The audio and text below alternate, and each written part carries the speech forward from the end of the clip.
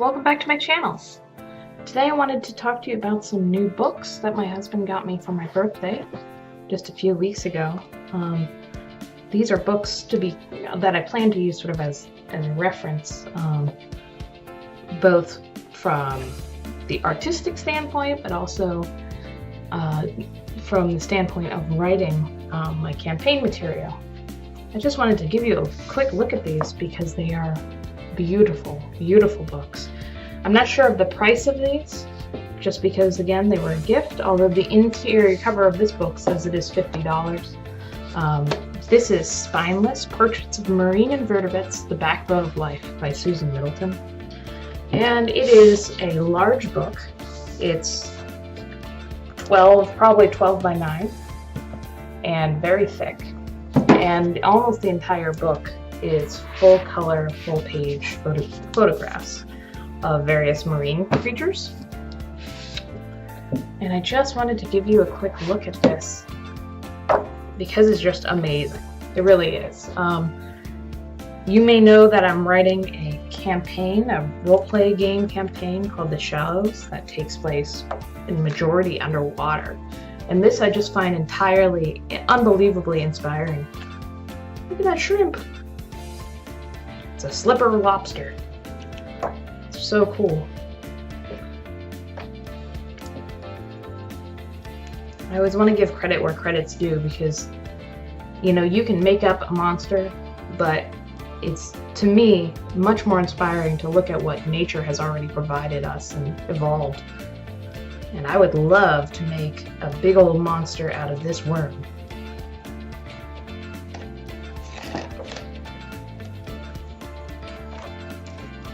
Here's some brittle stars. I'm actually going to use these as reference in a Inktober drawing I have coming up. Just a few weeks. Look at those. The color is just amazing. Some nudibranchs. And you can see how these can easily translate into game monsters and mechanics in my head. Very cool look. These are decorator crabs. They pick things up in their environment and they place them on their bodies.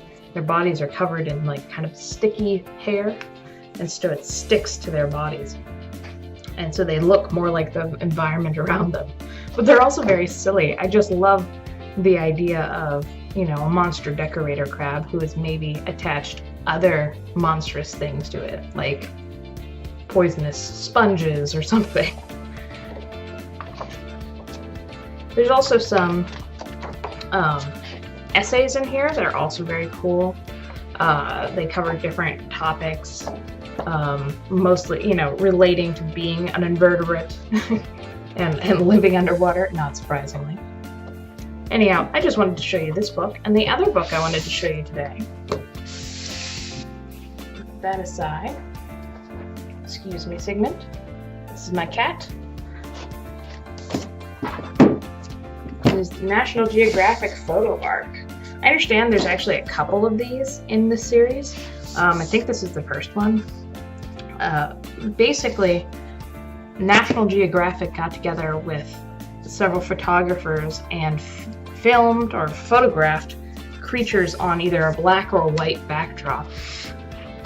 So you just have the creature and can just really focus on the dynamics of that creature. And there's a whole just huge variety of animals in this book. I would say the one drawback to this book is it's actually not incredibly well, I don't want to say documented, but not incredibly well organized. You know, you've got American bison next to Asian arowana. And that's because they have like these themes of comparing two different animals, you know, from species to species in these different sections. Like it'll be animals that are similar to each other and then animals that are different from each other. But there's also this index in the back is not actually an index. It says it's an index of animals, but what it tells you is what animal is on what page, not the other way around. So I can't, for example, say what page is the zebra on and look towards the Z's. No, I have to know, you know, page 315 and then come back here and say, okay, that's a Grant's zebra. So that's a little bit difficult. It makes it harder to use as a reference book. But as a tabletop book, or just even an inspiration book, it's unbelievably beautiful. Just the colors and the variety of creatures in here. There are some fish and underwater creatures as well, although obviously kind of in limited form. Can't put, you know, a giant whale or something in a tank in front of a black screen. But just some really cool photography in this book. Anyhow, I hope that inspires you to take a look at what some of the awesome reference materials there are out there in book form. Don't feel stuck to the internet. I think that when you have the opportunity to support artists, photographers, researchers by purchasing a book like this, if you have the funds and the resources to do so, I think that's really meaningful, and it can help support the art community and the scientific community as well. Anyhow, I hope you guys have a great day. Stick around this channel. In October, it'll be Inktober, and there's actually going to be a new video on this channel almost every day of October as I do Inktober videos. And I'll also be preparing for NaNoWriMo in November, which is the National Novel Writing Month. It's like a month where the goal is to complete 50,000 words in a month. So that's coming up too. I look forward to seeing you around. Have a good day.